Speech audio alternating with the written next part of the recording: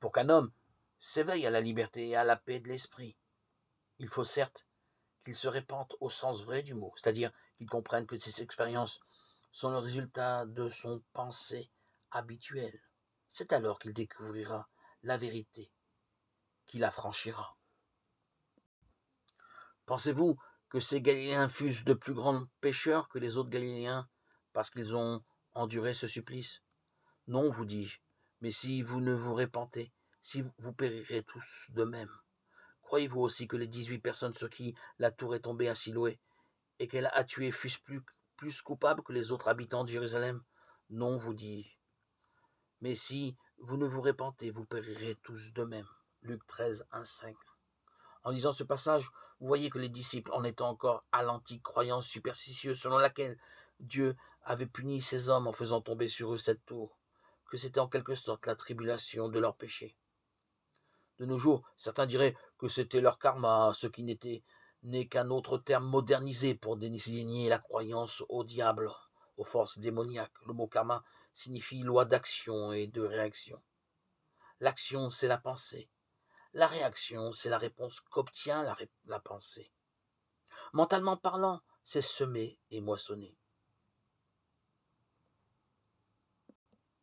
Ce n'est donc pas le karma. La réponse est celle que Jésus donna. Si vous ne vous répentez pas, vous périrez tous de même. Ayons des pensées positives.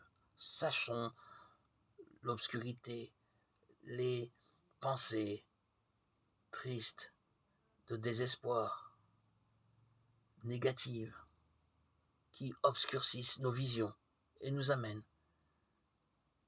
aux choses négatives. Nous sommes emportés, tel un train qui roule, portant dans ses wagons tout notre négativisme.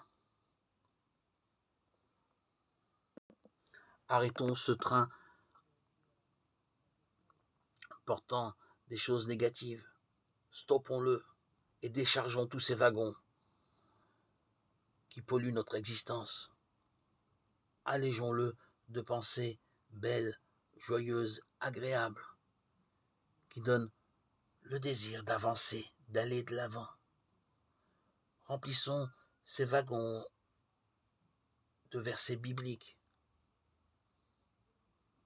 en sachant que le véritable conducteur est là, il est là, notre Sauveur, pour nous amener au quai. Nous recevons joyeusement ces directives et nous agissons selon le sens divin. Le Seigneur va au-devant de nous.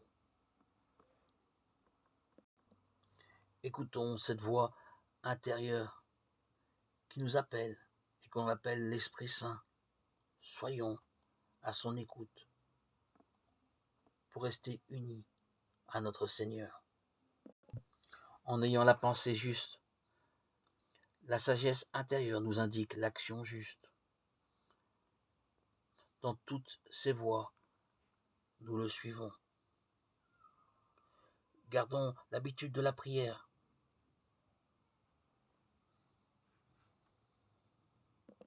Nous ne croyons plus à l'entendement collectif. Cet entendement, cette inconscience collective qui croit à la mort, aux accidents, aux malheurs, aux troubles, aux désastres de toutes sortes.